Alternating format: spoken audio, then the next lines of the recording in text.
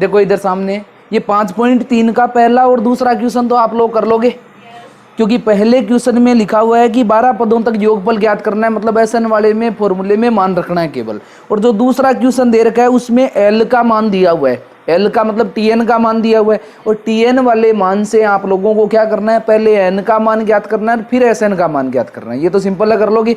तीसरा क्वेश्चन देखो आप लोग, तीसरे में लिखा हुआ है, एक तो लिखा हुआ है 9, फिर लिखा हुआ है 17 और उसके बाद में लिखा हुआ है 25,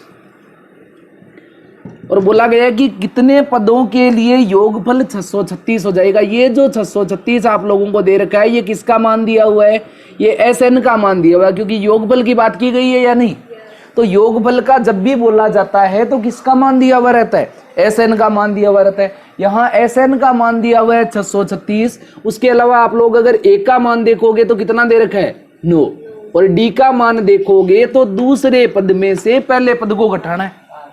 दूसरे पद में से पहले पद को घटाओगे तो देखो 17 में से 9 को कम करोगे तो कितना बचेगा 8। तो यहाँ ए का मान दिया हुआ है 9, डी का मान दिया हुआ है 8 और एसएन का मान दिया हुआ है 636। आप लोगों को पता है एसएन वाले फॉर्मूले में कितने मान होते हैं, 4 होते हैं या नहीं। और 4 में से 3 मान आप लोगों को दे रखे, मतलब चौथा मान एन का ज्ञात कर सकते हैं या नहीं। तो एसएन वाला फॉर्मूला लगाना है। यहाँ एसएन का फॉर्मूला लगाओगे, एसएन बराबर n/2, ये कोष्टक में 2a प्लस n-1 और गुणा के अंदर डी। अब मान लिख दे एसएन का मान कितना है, देखो देखे क्वेश्चन में 636 दे रखा है या नहीं, यहां से देख के केवल 636 को उतार देना है। फिर एन का मान हम लोगों को नहीं दिया हुआ है तो n/2 को ऐसे का ऐसे उतारना है। ये 2 और गुणा में ए का मान देखोगे, ए का मान कितना है क्वेश्चन में 9, देखो ए का मान कितना दिया हुआ है 9 दिया हुआ है। ये प्लस का चिन्ह लगाओगे, एन का मान तो हमें ज्ञात करना है तो n-1 गुणा में डी, डी का मान कितना दिया हुआ है, ये डी का मान कितना दिया हुआ है, ये 8 दे रखा है। डी का मान कितना दिया हुआ है, ये 8 दिया हुआ है, तो यहाँ 8 लिख देंगे। ये इसको आगे हल करेंगे, देखो 9 को 2 से गुणा करेंगे तो कितना आ जाएगा 18 आ जाएगा। ये प्लस का चिन्ह लगाओगे, 8 को कोष्टक के अंदर गुणा करेंगे, 8 को n से गुणा करेंगे तो कितना हो जाएगा 8n हो जाएगा। और ये 8 को इस 1 से गुणा करेंगे तो कितना हो जाएगा -8। यहाँ सामने देखना एक बार कि 9 को 2 से गुणा करोगे तो कितना आएगा 18 आएगा, और इस 8 को कोष्टक के अंदर गुणा करोगे तो इन दोनों संख्याओं से गुणा होगा या नहीं। ये 8 को n से गुणा करेंगे तो कितना हो जाएगा 8n, और 8 को 1 से गुणा करेंगे तो -8। ये वापस कोष्टक लगा दिया। यहाँ देखोगे ये 2 जो भाग में दे रखा है, भाग से बराबर के इधर जाएगा तो किसमें हो जाएगा, गुणा में हो जाएगा या नहीं। तो यहाँ लिख देते हैं ये 636 गुणा के अंदर पहुंच गया ना 2, और बराबर में ये है, कोई दिक्कत नहीं है यहाँ तक। अब इसको आगे हल करेंगे तो देखो 18 में से 8 को घटा सकते हैं या नहीं। जब दोनों संख्याएं आप लोगों को अचर दे रखी है तो उनका जोड़ घटाव कर सकते हो या नहीं। ये 18 में से 8 को घटाओगे कितने बच जाएंगे 10, और ये प्लस में क्या लिखोगे 8n, और कोष्टक के बाहर गुणा में कितना दे रखा है n दे रखा है, और यहाँ 636 × 2। ये देखो 2 से गुणा भी कर सकते हैं लेकिन ये संख्या वैसे ही कैंसिल होनी है, इसीलिए मैंने गुणा करके नहीं लिखा है। तो यहाँ देखो लिखोगे 636 × 2 बराबर में इस n को कोष्टक के अंदर गुणा करोगे तो इन दोनों संख्याओं से गुणा होगा या नहीं। ये n 10 से गुणा होगा तो कितना हो जाएगा 10n, प्लस का चिन्ह, ये n इस n से गुणा होगा तो कितना हो जाएगा n² होगा या नहीं। ये 8 का 8, ये 8n को n से गुणा करोगे तो n से n गुणा होके n², 8 का 8। देखो तीनों संख्याओं को 2 से विभाज्य कर सकते हैं या नहीं। जब समान संख्या से विभाजित कर सकते हैं किसी भी संख्या को तो छोटा कर लेना चाहिए, तो हम छोटा करेंगे। तो यहाँ देखो 2 का भाग इसमें, इसमें और इसमें, तीनों संख्याओं में लगा देंगे। ये देखो 2 से 2 कैंसिल, ये 2 का भाग 10 में दोगे तो कितनी बार जाएगा 5 बार, और 2 का भाग 8 में दोगे तो 4 बार। ये लिखोगे आप लोग 636 ऐसे का ऐसे बराबर में ये 5n, और प्लस में क्या दिया हुआ है 4n²। अब आप लोगों को पता ही है जब भी ऐसा क्वेश्चन बनता है तो हम लोग द्विघात समीकरण बना देते हैं। द्विघात समीकरण क्या होता है, ax² plus bx plus c बराबर में 0। ये द्विघात समीकरण होता है या नहीं। तो द्विघात समीकरण के रूप में बनाएंगे तो x² वाली संख्या को सबसे पहले लिखेंगे, फिर x वाली संख्या को लिखेंगे, और लास्ट में जो संख्या बचती है उसको लिखेंगे। यहां देखो ये 4n² को सबसे पहले लिखना है या नहीं। ये बराबर का चिन्ह देखो 4n² ये इधर ही लिख रहे हैं, इसीलिए कोई चिन्ह चेंज नहीं हो रहा है। ये 4n² को बराबर के इस तरफ नहीं भेज रहे ना हम लोग, केवल आगे पीछे कर रहे हैं। जैसे 5 + 2 लिखा हुआ रहे तो 7 है, और वो 5 + 2 को अगर 2 + 5 लिख दे तो 2 को आगे लिखने से उसके चिन्ह में परिवर्तन थोड़ी होगा, 2 और 5 वैसे ही साथ ही होना है। तो ये देखो 4n² को पहले लिखा है, इस 5n को फिर बाद में लिखा है, कोई समस्या नहीं है।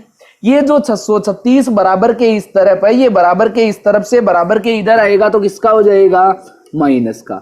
और जैसे ही 636 ये इस तरफ से इस तरफ आया तो इधर कुछ भी नहीं बचा, जब कुछ भी नहीं बचा तो क्या लिखोगे इसको, 0। ये एक द्विघात समीकरण बना या नहीं आप लोगों के।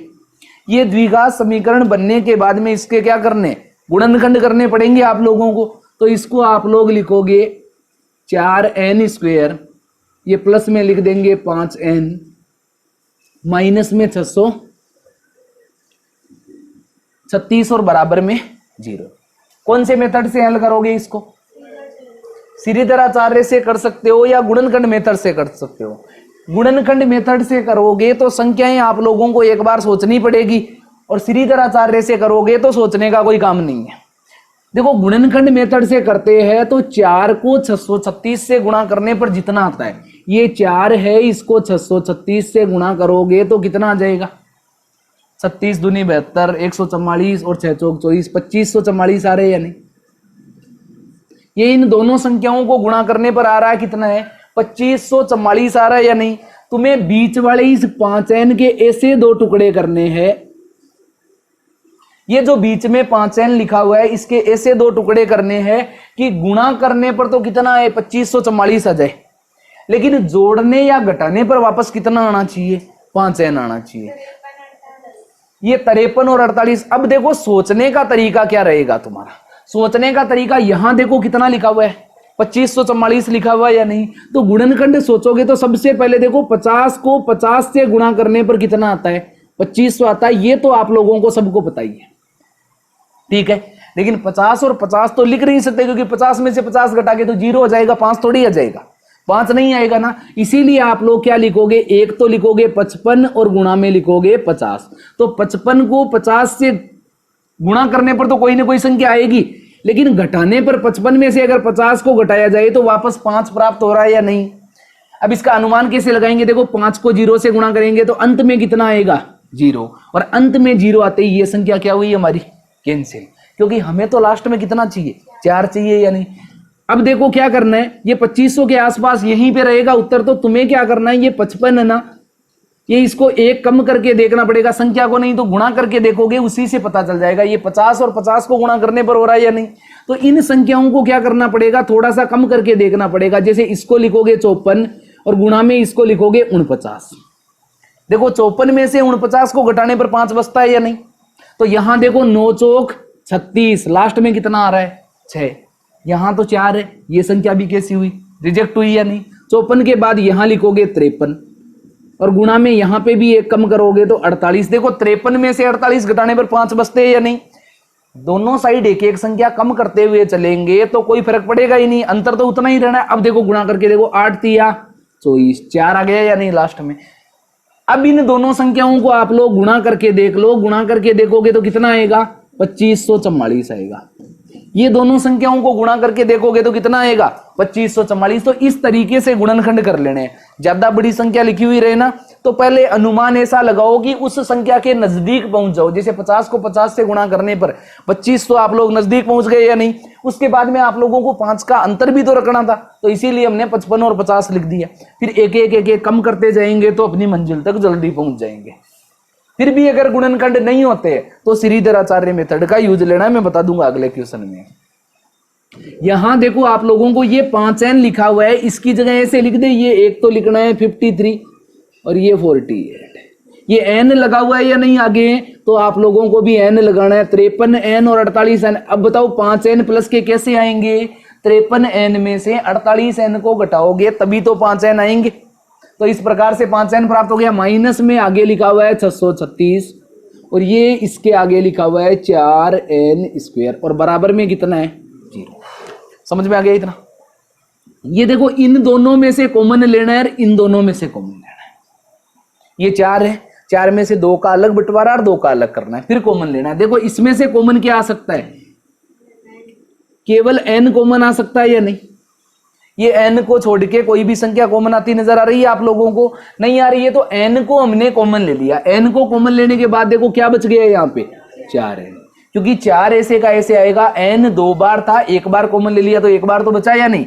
ये प्लस का चिन्ह लगाओगे, ये n कॉमन आ जाएगा तो कितना बच जाएगा 53, क्योंकि 53 में 4 का भाग नहीं जाता ना, नहीं तो 4 को भी कॉमन ले लेते। यहां देखो माइनस का चिन्ह दोनों में है या नहीं, तो इस माइनस के चिन्ह को कॉमन ले लेते हैं। इसमें कितना कॉमन आएगा 12, ये पूरे 48 का भाग तो 636 में जाता ही नहीं है, इसीलिए इसमें से कॉमन क्या आएगा केवल 12।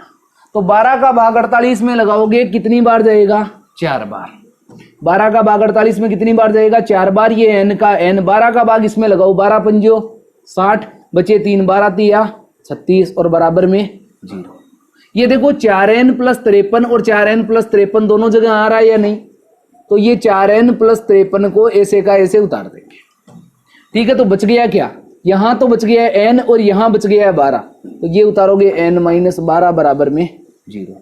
ये देखो दोनों संख्याओं को 0 के बराबर रख के देखना है या नहीं, तो एक बार तो लिखोगे 4n प्लस 53 बराबर में 0, और ये एक बार लिखोगे n माइनस 12 बराबर में 0। ये देखो प्लस का 53 है, ये बराबर के इस तरफ आएगा तो किसका हो जाएगा माइनस का, किसका हो जाएगा माइनस। ये प्लस का जो 53 था ये बराबर के इस तरफ आया तो किसका हो गया माइनस का। ये n बराबर देखो माइनस का 53 ऐसे का ऐसे लिखेंगे, ये 4 गुणा से इधर आएगा तो भाग में। तुम बताओ n का मान ऋणात्मक हो सकता है, नहीं हो सकता। 53 में 4 का भाग देंगे तो दशमलव में उत्तर आएगा, क्या n का मान दशमलव में हो सकता है, नहीं हो सकता। तो ये तो n का मान हो ही नहीं सकता ना, तो इस तरीके से क्रॉस लगा देना है, मतलब ये n का मान नहीं हो सकता। और कारण क्या लिखोगे कि ऋणात्मक। ठीक हो गया इतना। यहां इसको हल करोगे तो n बराबर माइनस का 12 इधर आएगा तो किसका हो जाएगा प्लस का। तो n का मान प्लस का 12 तो हो सकता है या नहीं, तो इसका उत्तर कितना हो जाएगा n बराबर। ठीक है, कर लोगे। देखो 5.3 के ये जो तीसरे क्वेश्चन का दूसरा दे रखा है, उसमें देखो कि समांतर श्रेणी कितनी दे रखी है आप लोगों को। एक तो दिया हुआ है 63, उसके बाद में दिया हुआ है 60 और उसके बाद में दिया हुआ है 57, और उसके बाद में आप लोगों को बोला गया कि योगफल कितना होना चाहिए, ये 693 होना चाहिए। ठीक है, ये 693 योगफल के लिए बोला गया या नहीं, और जब ये योगफल के लिए बोला जाएगा इसका मतलब ये किसका मान दिया हुआ है आप लोगों को, Sn का मान दिया हुआ है या नहीं। क्वेश्चन में आप लोगों को देखो 63, 60, 57 ये समांतर श्रेणी दे रखी है, और उसके बाद में बोला कि योगफल कितना है 693। तो योगफल 693 होने का मतलब योगफल मतलब Sn का मान दे रखा है या नहीं। ये Sn का मान दिया हुआ है, यहां देखोगे एक का मान शुरुआत में लिखा हुआ रहता है, एक का मान कितना है ये 63 है, और उसके बाद d का मान ज्ञात करोगे तो T2 में से T1 को घटाते हैं या नहीं, और T2 का मान कितना है 60 है, और T1 का मान कितना है 63। ये 60 में से आप लोग इस 63 को घटाओगे तो बड़ी संख्या किसकी है माइनस की है या नहीं, तो चिन्ह लगेगा माइनस का, और 63 में से 60 को घटाओगे तो कितने बचेंगे 3। तो d का मान कितना है माइनस का 3। सेम टू सेम है क्वेश्चन, a का d का और Sn का 3 मान दे रखे 4 में से, चौथा मान ज्ञात कर सकते हो या नहीं, और चौथा मान कौन सा है n का। तो आप लोगों को फॉर्मूला लगाना है Sn बराबर ये n बटा 2 कोष्टक में 2a प्लस n माइनस 1 और गुणा के अंदर d। ये Sn का मान कितना है क्वेश्चन में देखोगे कितना दे रखा है, ये 693 दे रखा है। ये बराबर में n का मान देखोगे तो n का मान तो ज्ञात करना है, मतलब n बटा 2 को ऐसे का ऐसे वापस उतारना है। ये 2 उतारोगे गुणा में a का मान देखो कितना है, ये a का मान कितना दिया हुआ है 63 दिया हुआ है, प्लस का चिन्ह n माइनस 1 ऐसे का ऐसे लिखना पड़ेगा क्योंकि n का मान तो ज्ञात करना है। और उसके अलावा d का मान कितना दे रखा है माइनस का 3। यहां तक किसी को कोई समस्या नहीं है, केवल ये फॉर्मूले के अंदर 4 में से जो 3 मान दे रखे थे उनको उतार दिए।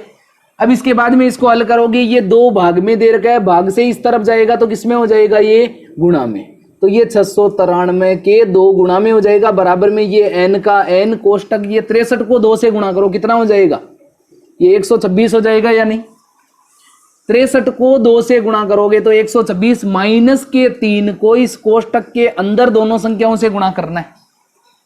करना है या नहीं? माइनस के 3 को n से गुणा करोगे तो माइनस का 3n, और माइनस के 3 को माइनस के 1 से गुणा करेंगे तो माइनस और माइनस गुणा होने पर क्या हो जाएगा? प्लस हो जाएगा, और 3 को 1 से गुणा करोगे तो 3। यहां तक कोई समस्या नहीं है?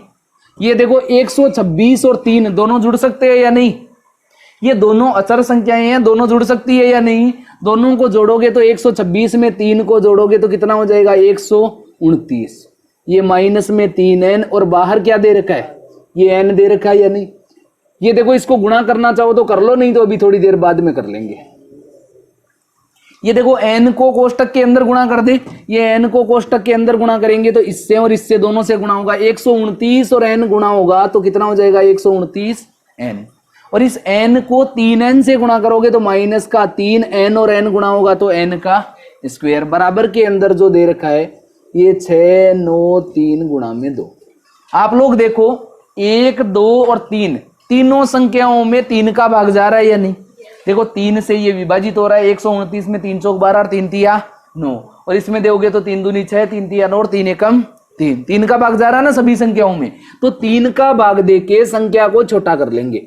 ये 3 का भाग तीनों जगह देते हैं, ये 3 से ये 3 कैंसिल, 3 का भाग इसमें दोगे तो देखो 3 चौक 12 और 3 तिया 9, और इसमें दोगे तो ये हो जाएगा 3 दूनी 6, 3 तिया 9 और 3 एकम, यही संख्याएं आई।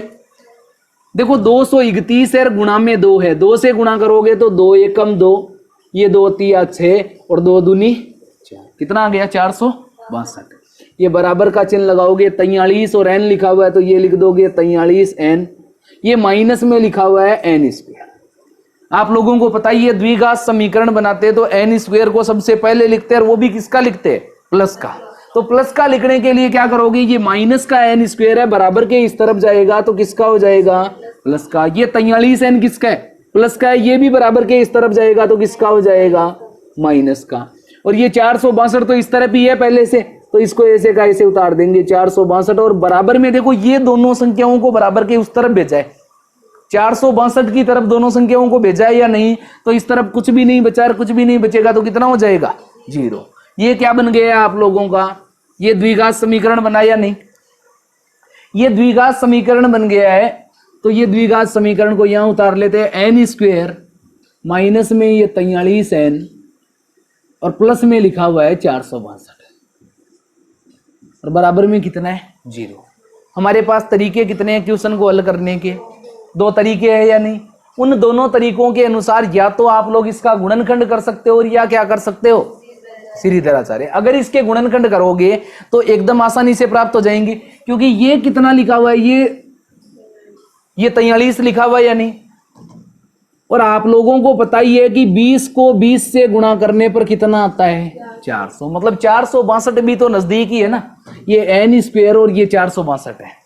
ठीक है, इन दोनों को गुणा करोगे तो 462 ही आएगा, क्योंकि n स्क्वायर के गुणा में तो 1 है, और 1 को 462 से गुणा करेंगे तो 462 आएंगे। हमें प्राप्त कितने करने?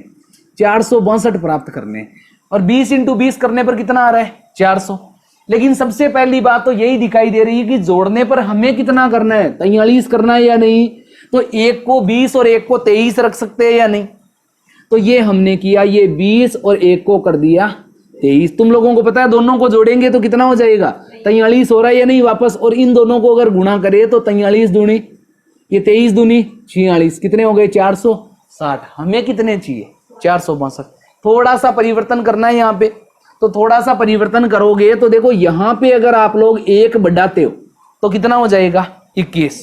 लेकिन यहाँ देखो ये 23 लिखा हुआ है, तो 23 में से 1 कम करना पड़ेगा या नहीं? तो 23 में से 1 कम करोगे तो कितना हो जाएगा? 22। देखो 22 और 23 को जोड़ोगे तो कितना होता है? 43 होता है या नहीं? और गुणा करोगे तो लास्ट का देखो 2 एकम 2, ये मैच कर रहा है या नहीं? तो इनको गुणा करके देख लेते। ये 21 दूनी 42 की 2 और असिल की 4, 21 दूनी 42 और 4 46, कितना आ रहा है? 462। ये गुणनखंड करना समझ में आ गया या नहीं? पहले नजदीक पहुंचो और नजदीक पहुंच के चेक कर लो, लास्ट डिजिट से तुम्हें पता चल जाएगा। 3 को 0 से गुणा करोगे, 0 मतलब ये रिजेक्ट है, फिर उसके बाद 2 एकम 2, तो ये हो सकता है, और जो हो सकता है आएगा ना वो लगभग कन्फर्म ही रहेगा आप लोगों के इसमें। तो इसको लिख दे, तो यहां ये हम लोग लिख देंगे 21 और 22 दोनों संख्याओं को लिख दिया। यहाँ n है गुणा में, इसीलिए दोनों जगह कितना उतार देना है, ये n उतारना, माइनस का है या नहीं 43n, तो दोनों संख्याएं किसकी रहेगी, माइनस की, क्योंकि माइनस का 21n और माइनस का 22n मिलके माइनस के 43n हो जाएंगे वापस। ये प्लस में लिखोगे 462 और ये आगे लिखोगे n² और बराबर में 0। इन दोनों में से कॉमन लेना है, इन दोनों में से कॉमन लेना है। यहाँ n कॉमन आ रहा है या नहीं, देखो n दोनों जगह है या नहीं, 2 बार था, 1 बार कॉमन आ गया तो 1 बार बच गया, माइनस का चिन्ह, ये n कॉमन आ गया तो कितना बच गया है 21। यहाँ माइनस का क्या कॉमन ले लेंगे, 22 पूरा ही कॉमन आ जाएगा, क्योंकि यहाँ वाली संख्या और यहाँ वाली संख्या हर बार कैसी रहती है, समान। तो यहाँ n के गुणा में कुछ भी नहीं बच रहा है ना, इसका मतलब ये हुआ कि ये पूरा 22 कॉमन आ जाएगा। 22 कॉमन लेंगे तो यहाँ क्या बचेगा n, माइनस का चिन्ह कॉमन ले रखा है तो ये माइनस वाली संख्या तो प्लस की हो गई और ये प्लस वाली संख्या किसकी हो जाएगी, माइनस की। 22 का भाग दो, 22 दूनी 44 और 22 एकम, ठीक है। ये n माइनस 21 n माइनस 21 दोनों में आ रहा है तो n माइनस 21 को ले ले कॉमन, ठीक है। क्या बच जाएगा, यहाँ n बच जाएगा और यहाँ माइनस का 22 बच जाएगा, बराबर में 0।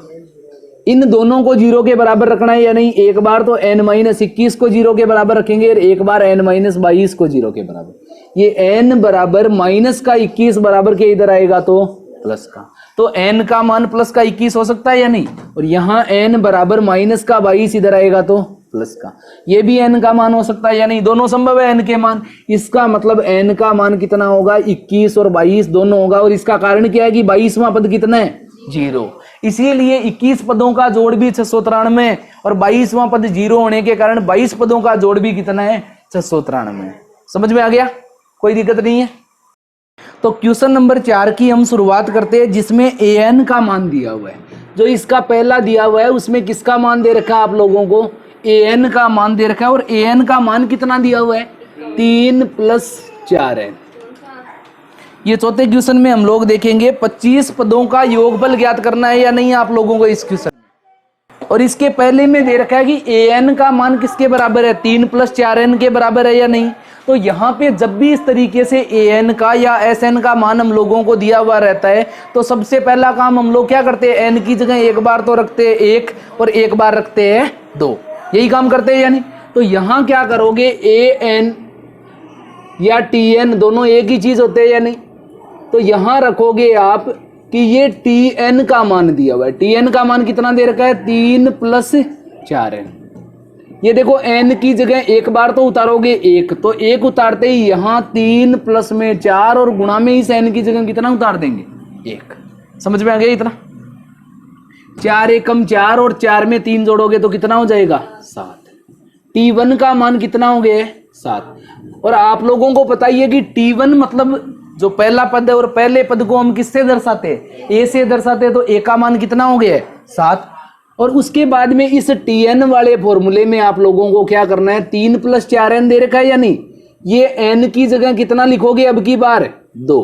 तो 3 + 4 × n की जगह लिखोगे 2, 4 दूनी 8 और प्लस में 3, तो 8 और 3 कितने हो गए, t2 का मान कितना हो गया है, 11।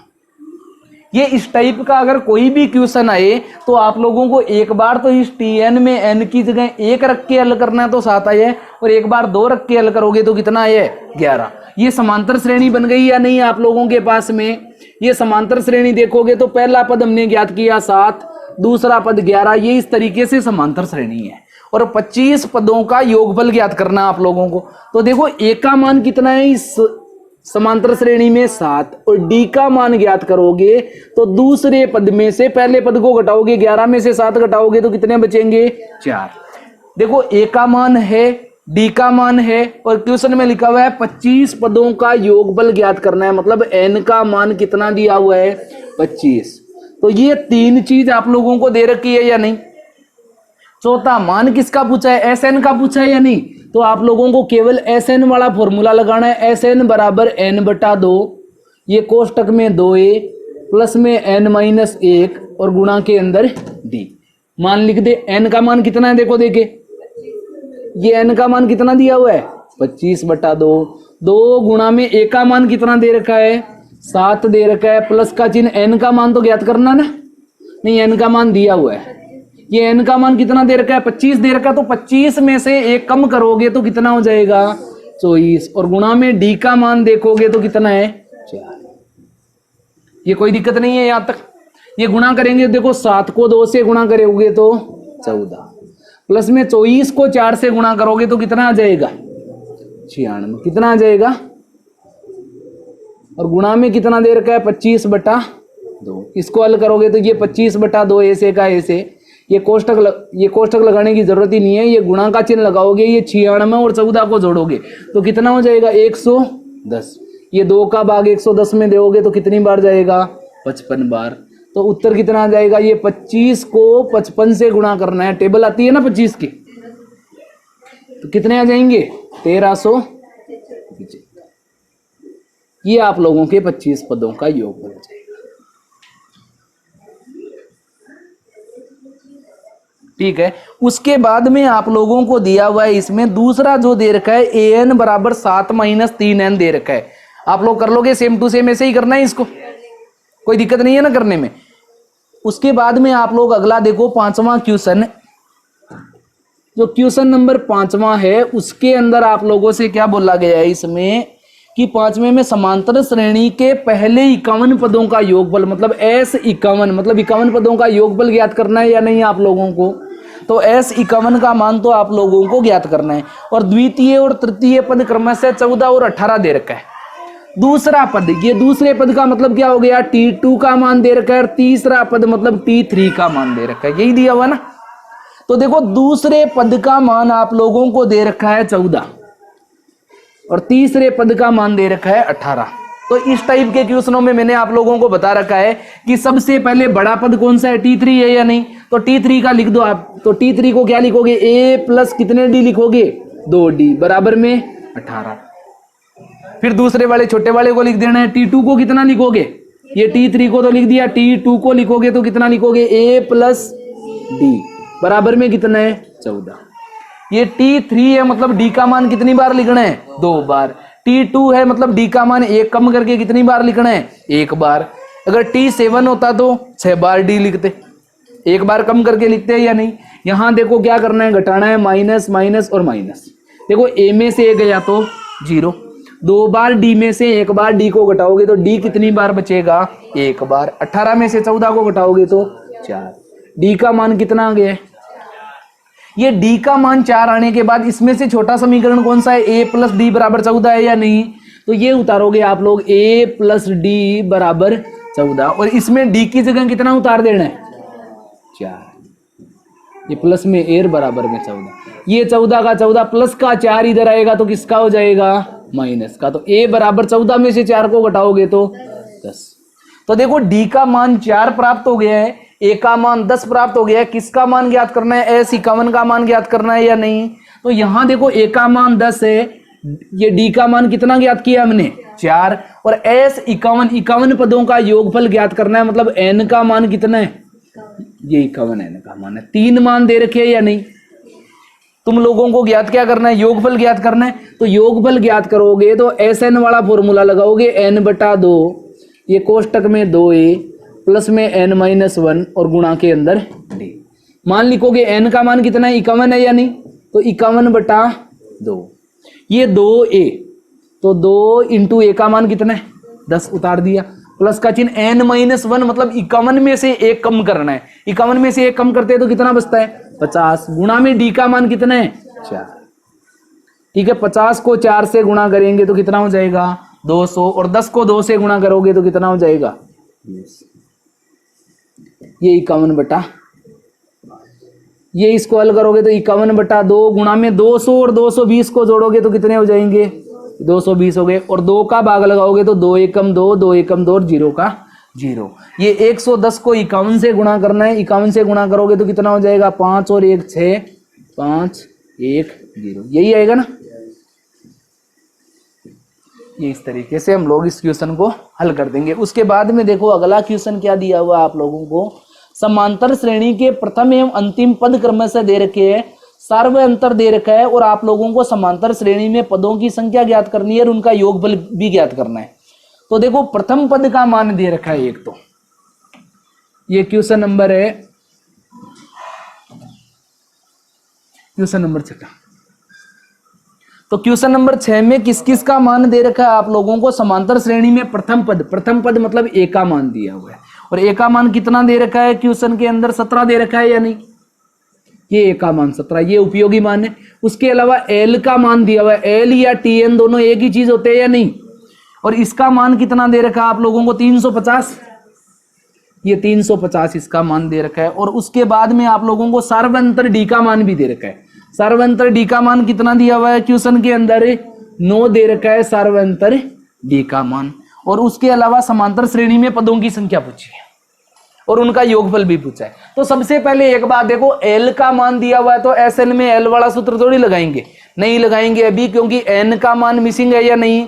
तो टीएन वाला फॉर्मूला लगाना पड़ेगा। टीएन का मान दे रखा है या नहीं? तो सबसे पहले आप लोगों को फॉर्मूला लगाना है टीएन का, ए प्लस एन माइनस 1 और गुणा में डी। टीएन का फॉर्मूला क्यों लगाया है? क्योंकि एल का मान दे रखा है लेकिन एन का मान नहीं दे रखा है। ये देखो, टीएन की जगह टीएन का मान 350 उतारोगे, ये बराबर का चिन्ह, ए का मान कितना है? 17, प्लस में एन माइनस 1, एन का मान ही तो ज्ञात करना है ना हम लोगों को, और गुणा में डी, डी का मान कितना दे रखा है? 9। ये 350 लिखा हुआ है, ये 17 जो प्लस का था ये बराबर के इधर आएगा तो किसका हो जाएगा? माइनस का। ये एन माइनस 1 और गुणा के अंदर 9। 350 में से 17 को घटाओ, कितने बचते? 350 में से 17 को घटाएंगे तो 333 बचेंगे या नहीं? ये 333 बच गया, बराबर में एन माइनस 1। ये देखो 9 जो गुणा में दे रखा है, ये गुणा से इस तरफ आएगा तो किस में हो जाएगा? भाग में हो जाएगा या नहीं? अब बताओ 9 का भाग पूरा पूरा जाता है या नहीं? ये 9 का भाग 33 में दोगे तो 9 या 27, बचे 6 63 और 9 7, ठीक है। ये माइनस का 1 बराबर के इधर आएगा तो प्लस का, तो n बराबर 37 और ये कितने हो गए? 38। ये n का मान ज्ञात कर लिया या नहीं? पहले n का मान ज्ञात करना है, l का मान दिया हुआ है तो l वाला सूत्र लगाओ आप, कोई दिक्कत नहीं है, लेकिन उससे पहले n का मान ज्ञात करना पड़ेगा या नहीं? अब Sn का मान भी तो पूछा है क्वेश्चन में, पदों का योग पूछा है या नहीं? पदों का योग बताने के लिए n/2 कोष्टक में l वाला सूत्र कौन सा होता है? a प्लस, यही होता है ना फॉर्मूला। ये लिखोगे Sn बराबर में n का मान कितना ज्ञात किया? 38 ज्ञात किया या नहीं? तो ये लिखोगे 38/2 और a का मान कितना है क्वेश्चन में? देखो 17 और प्लस में l का मान कितना है? 350। कोई भी दिक्कत है मान रखने में? पहले n का मान इसीलिए ज्ञात किया था कि योग ज्ञात करते समय l वाले फॉर्मूले में n का मान लिख सके। ये 38 में 2 का भाग लगाओगे कितनी बार जाएगा? 19 बार। कितनी बार जाएगा? 19 बार। 350 में 17 को जोड़ो, 350 में 17 को जोड़ेंगे तो कितने हो जाएंगे? 367। ये 19 को 367 से गुणा कर सकते हो या नहीं? कितना आएगा उत्तर? ये 19 को 367 से गुणा करके बताओ कितना आएगा उत्तर? कितना आएगा? ये 38 6 9 7 3 गुणा कर सकते हो या नहीं आप लोग? ये गुणा कर सकते हो ना? 19 को 367 से गुणा करना है। जिसको नहीं समझ में आता है वो 367 लिखो, यहाँ 19 लिखो और गुणा करके बता देना है, ठीक है? ये आप लोगों का उत्तर हो जाएगा, ठीक है? नहीं अच्छा, इतना ही है 6 9 7 3। ये किसने बताया यार उत्तर? घर की उत्तरमाला से देख के उत्तर बताती है, गुणा करके बताना। हाँ, तो क्वेश्चन नंबर 7 के अंदर आप लोग देखो कि 1 से 1000 के बीच 3 से भाज्य सभी विषम संख्याओं का योगफल बताना है। ये 1 से लेके कितने तक बताना है? 1000 तक। और डी का मान कितना दिया हुआ है बताओ? देखे 3। डी का मान कितना दिया हुआ है इसमें? 3। क्योंकि जब भाज्य संख्याओं वाला क्वेश्चन आ जाए तो जितने से भाज्य का बोला जाए वो डी का मान रहता है या नहीं? आप लोगों को बोला कि 3 से भाज्य विषम संख्याओं का योगफल बताना है, तो 3 से भाज्य हम लोग क्या करते हैं? शुरुआत में इस 1 में भी 3 का भाग लगाएंगे और ये 1000 है, इसमें भी 3 का भाग लगाएंगे। तो इसमें 3 का भाग लगाओ, जा रहा है क्या? नहीं जा रहा है। तो कितने जोड़ने की आवश्यकता है इसमें? 2 जोड़ेंगे तभी तो होगा ना। तो इस शुरुआत के 1 में भी 2 जोड़ देंगे तो 1 का मान कितना आ जाएगा? 3 आ जाएगा। ये 1 और 2 कितना आ जाएगा? 3। या इस क्वेश्चन में भाग लगाने की आवश्यकता ही नहीं है, तुम्हें ही पता है कि 3 से भाज्य मतलब 3 की टेबल बोलोगे तो 3 एकम 3। तो सबसे पहली संख्या कितनी आती है? 3 और 1 से 1000 के बीच में है या नहीं। तुम उसके बाद में यहां देखोगे 3 का भाग लगाओगे तो ये 3 तिया 9, बचा कितना 1 0, फिर 3 तिया 9, फिर कितना बचा 1, और फिर 3 तिया 9, और फिर कितना बचा 1। तो आप लोगों को पता है यहाँ पे जो 1 बचता है उसको इस 1000 में से घटाना है। 1000 में से घटाओगे तो कितना आ जाएगा 999। ये किसका मान आया है, एल का, अंतिम पद का मान आया है या नहीं। लेकिन अब की बार हमारा वो आइडिया नहीं चलेगा कि यहाँ 3 का भाग देते हैं तो 0 बाहर जाता है, तो ये हम 333 में से 0 को घटा के 333 उत्तर बताते हैं। क्योंकि 3 से भाज्य के आगे ये भी लिखा हुआ है कि विषम संख्याएं, तो 3 से भाज्य संख्याएं कौन सी हो गई अगर बनाओगे तो देखो 3, फिर 6, फिर 9, फिर 12, और इस तरीके से अंतिम पद कितना दे रखा है 999 दे रखा है या नहीं। लेकिन इसमें जो ये 6 दे रखा है, ये 12 दे रखा है, ये सम संख्याएं हैं, इसीलिए इनको नहीं लिख सकते ना हम लोग। तो समांतर श्रेणी क्या बनेगी, पहला पद कितना है 3 और दूसरा पद कितना है 9, और उसके बाद में अंतिम पद कितना है 999। तो ये 999 तो आप लोगों को टीएन का या एल का मान दे रखा है या नहीं। ये ए का मान आप लोग देखोगे तो कितना दिया हुआ है 3, और डी का मान अब की बार 3 नहीं देके कितना रहेगा, ये डी का मान जो हर बार हम लोग करते थे कि जो भाज्य संख्या है वही डी का मान है, वो अब की बार काम नहीं करेगा आप लोगों के। क्यों नहीं करेगा, क्योंकि इसमें विषम संख्या का बोला हुआ है, सम संख्या का कहीं पे भी बोला हुआ है क्या, नहीं बोला हुआ है। तो इसीलिए देखो दूसरा पद 9 है, 9 में से 3 को घटाओगे तो कितना बचेगा 6। तो इसका मतलब सार्वय अंतर डी का मान अब की बार कितना हो जाएगा इसमें 6। देखो क्वेश्चन को हल करते समय क्या करना है, इसमें योगफल ज्ञात करना है या नहीं। तो योगफल वाला फॉर्मूला लगाओगे, एस एन बराबर एन बटा 2 और कोष्टक में ए प्लस एल, क्योंकि एल का मान क्वेश्चन में दे रखा है ना हम लोगों को, इसीलिए ये एल वाला फॉर्मूला लगा देंगे। देखो एल का फॉर्मूला लगाओगे, लेकिन एल का फॉर्मूला लगाते समय इसमें एन का मान कहीं पे भी दे रखा है क्या, तो एन का मान नहीं दे रखा है, तो एन का मान पहले ज्ञात करना पड़ेगा। और एन का मान ज्ञात करोगे तो कौन सा फॉर्मूला लगाओगे, टी एन वाला। कौन सा फॉर्मूला लगाएंगे, टी एन का। टी एन बराबर ए प्लस एन माइनस 1 और गुणा के अंदर डी। टी एन का मान देखो कितना है 999 है या नहीं, ये 999 लिख दिया। ए का मान कितना है 3, ये प्लस का चिन्ह लगाओगे, एन माइनस 1 ऐसे का ऐसे, एन का मान ज्ञात करना है। डी का मान कितना दिया हुआ है 6, ये देखो 999, ये प्लस का 3 इधर आएगा तो किसका हो जाएगा माइनस का, ये एन माइनस 1 गुणा के अंदर 6। 999 में से 3 को घटाओ कितने बचते हैं 996। ये 6 देखो गुणा से इधर आएगा तो किसमें हो जाएगा भाग में। 6 का भाग लगाओ, 6 एकम 6, 6 6 36 और 6 6 36, 166 बार जाएगा यानी। ये माइनस का 1 इधर आएगा तो किसका हो जाएगा प्लस का। तो n बराबर 167 हो गया। कितना हो गया 167, कोई दिक्कत नहीं। ये n का मान हम लोगों ने ज्ञात कर ही लिया, इसमें रखना है। ये n की जगह लिखोगे 167, ये बट्टे में 2। ये a का मान देखो कितना है, इसमें 3 है या नहीं। ये a का मान कितना है 3 दे रखा है। l का मान कितना है 999। समझ में आ गया सबको इतना। ये एस एन वाले फॉर्मूले में केवल मान रखना है। ये लिखोगे 167 बट्टे में 2 और गुणा में इन दोनों को जोड़ो, देखे कितना होता है 1002 और 1002 में 2 का भाग लगाओगे तो 2 पंजो 10, 0 और 2 एकम 2। ये 167 को 501 से गुणा कर देना है, कितना आ जाएगा, ये गुणा करके बताओ देखे कितना आ जाएगा। 83 6 6 7, यही आएगा। ठीक है, ये आप लोगों का क्या हो जाएगा इसका। ठीक है, अगला क्वेश्चन देखो 8वें में लिखा हुआ है समांतर श्रेणी में प्रथम पद 8 है और एनवां पद 33 है। एनवां पद 33 मतलब टीएन का मान कितना दे रखा है 33। टीएन मतलब एल ही होता है ना, तो इसका मान आप लोगों को दिया हुआ है 33। पहले एन पदों का योग है 123। एन पदों का योग मतलब एस एन का मान कितना दे रखा है 123 दे रखा है। और उसके बाद पूछा है एन तथा सार्वंतर डी का मान। ठीक है, तुम लोगों को मान कौन कौन से ज्ञात करने हैं, एक तो एन का मान ज्ञात करना है और एक सार्वंतर डी का मान ज्ञात करना है। ये दोनों मान ज्ञात करने हैं। अब देखो ये दोनों मान ज्ञात करने के लिए देखो टी एन या एल का मान दे रखा है, ए का मान दे रखा है, एस एन का मान दे रखा है। ये कौन से फॉर्मूले के 3 मान है, एल वाले फॉर्मूले के 3 मान है या नहीं।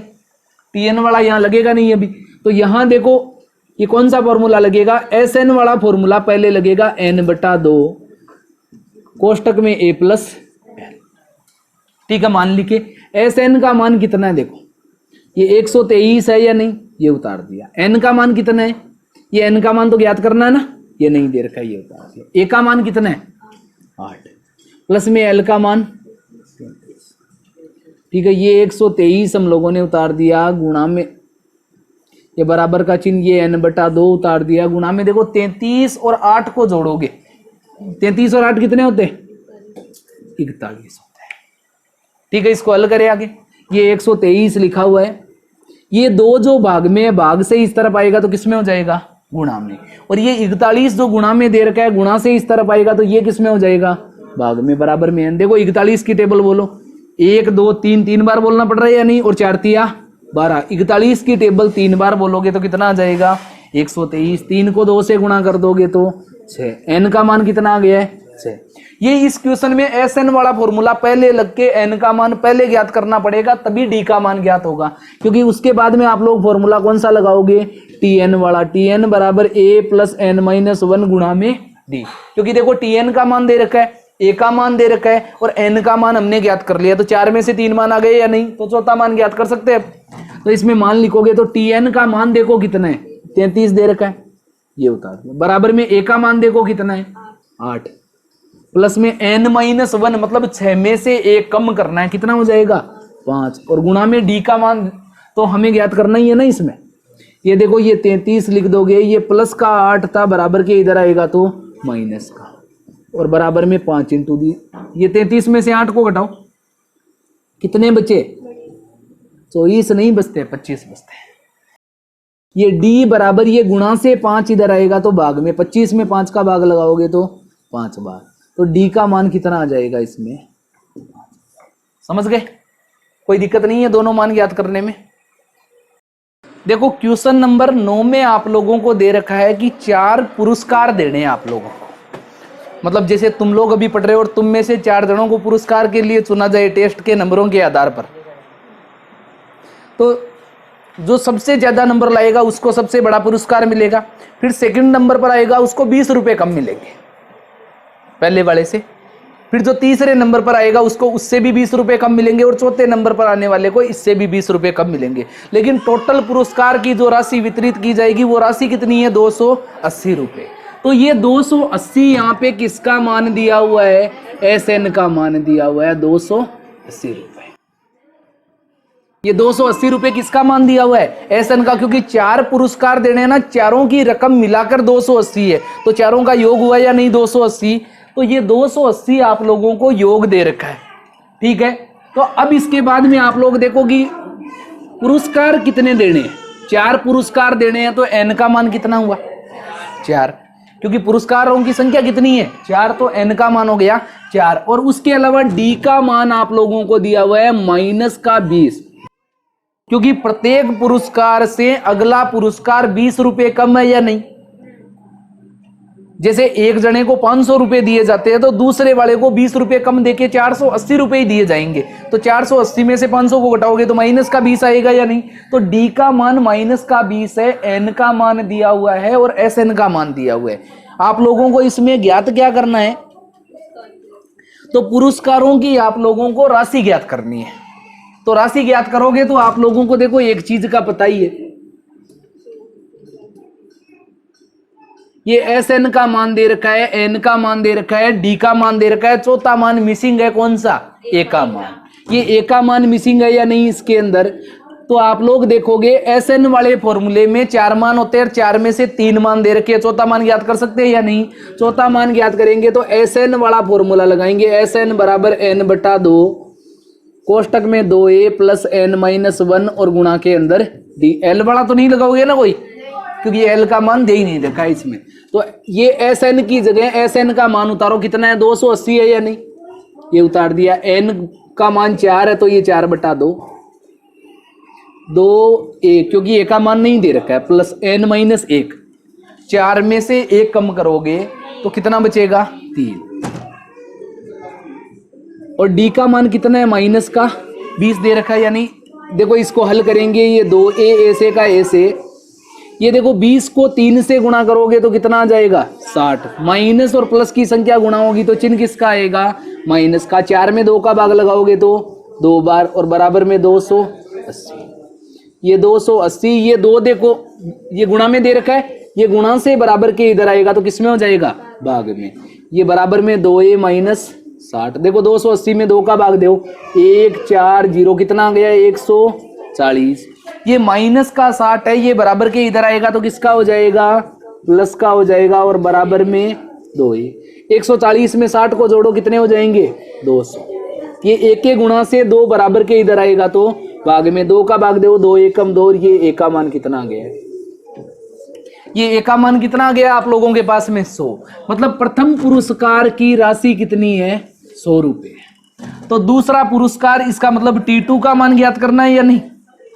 अरे दूसरा पुरस्कार ज्ञात करोगे मतलब T2 का मान ज्ञात करोगे। T2 का फॉर्मूला क्या होता है a प्लस डी। डी कितनी बार जोड़ना रहता है एक बार। तो a का मान तो लिख दोगे 100 और d का मान कितना है माइनस का, ये लिख दिया माइनस का 20। देखो प्लस और माइनस का चिन्ह गुणा होगा तो माइनस का 20। 100 में से 20 को घटाओ कितने बचते हैं ये 80 रुपए। ये दूसरे पुरस्कार की राशि कितनी हो गई 80 रुपए। पहले पुरस्कार की राशि कितनी है 100 रुपए। तीसरे पुरस्कार की राशि करोगे तो T3 का मान ज्ञात करोगे। a प्लस कितने डी लिखने हैं 2d। a का मान कितना है 100 रुपए प्लस में 2 इंटू डी का मान कितना है 20 रुपए, वो भी किसके माइनस के।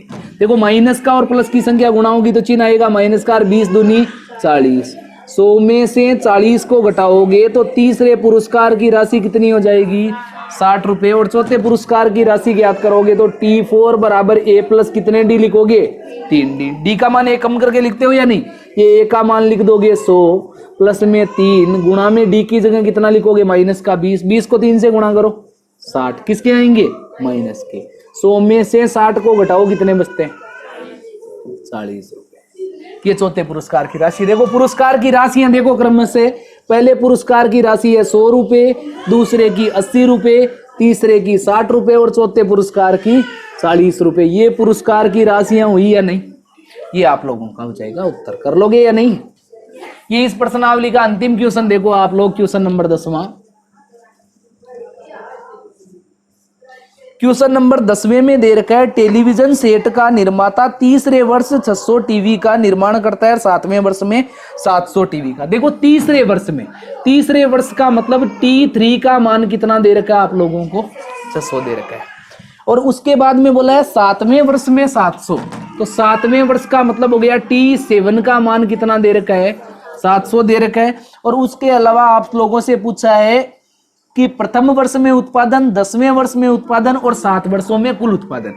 तो देखो ये प्रथम वर्ष में उत्पादन का मतलब एक तो a का मान पूछा है, दूसरा आप लोगों से पूछा है 10वें वर्ष में उत्पादन मतलब T10 का मान पूछा है, और उसके बाद में पूछा है 7 वर्षों में कुल उत्पादन मतलब S7 का मान पूछा है। किसका मान पूछा है S7।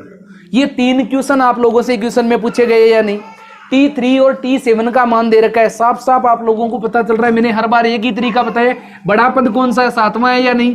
तो 7वें पद को सबसे पहले लिखोगे a प्लस कितने डी लिखूं 6d बराबर 700।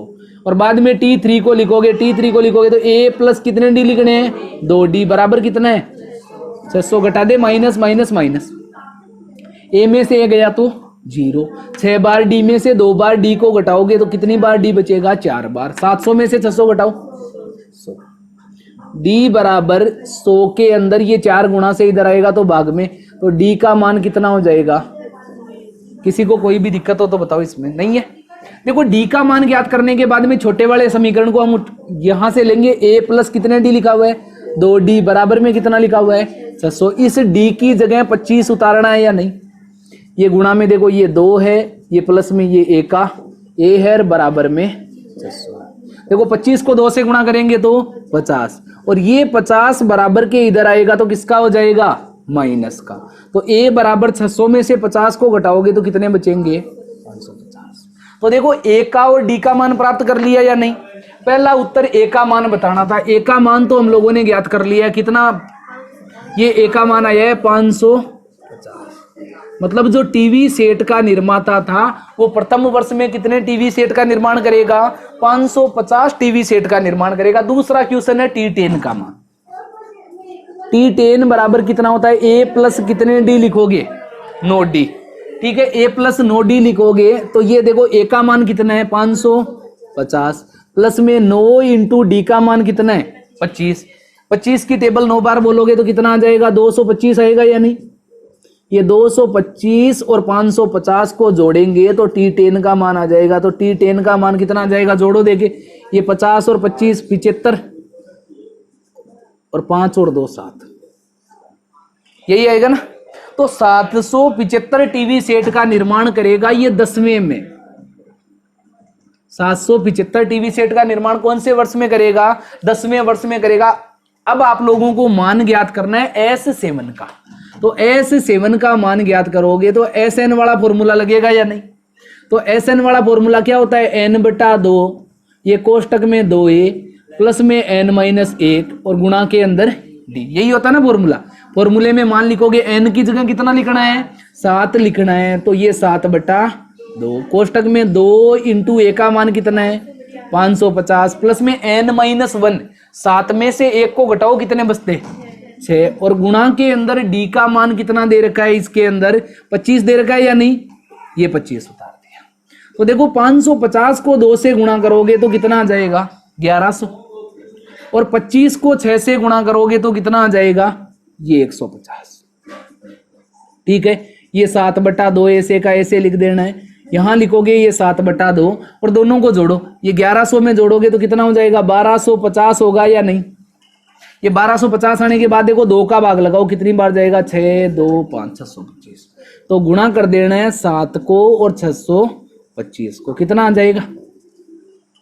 7 पंजो 35 की 5 रसील की 3 7 दूनी 14 15 16 17 की 7 असील की 1 6 7 42 और 1 43, 4375 टीवी सेट का निर्माण करेगा वो कुल 7 वर्षों में। तो ये तीसरे उत्तर का मान हो जाएगा 4375। समझ में आ गया? ये देखो 2 मान दे रखे थे, तीसरे और 7वें पद के मान। तो हर बार की तरीके से हमने यही लिखा है, इसको a + 2d बराबर 600 और इसको a + 6t बराबर 700, और इनको हल करके d का मान ज्ञात किया। d के मान को इस समीकरण में रखोगे तो a का मान आ जाएगा। a का और d का मान दे रखा है, तो आप देखो पहला a का मान ज्ञात करना था, ये तो हो ही गया। साथ में T10 का मान ज्ञात करना तो a + 9d, और a का मान भी दिया हुआ है और d का मान भी दिया हुआ है, दोनों मान दे रखे हैं या नहीं? तो दोनों मान बस रखने ही तो थे। उसके बाद में ये S7 का मान ज्ञात करना है, तो n का मान 7 दे रखा है, a का मान दिया हुआ है, n का मान दिया हुआ है, d का मान दिया हुआ है। फॉर्मूले में मान रख के हल कर सकते हो या नहीं? समझ में आ गया पूरा?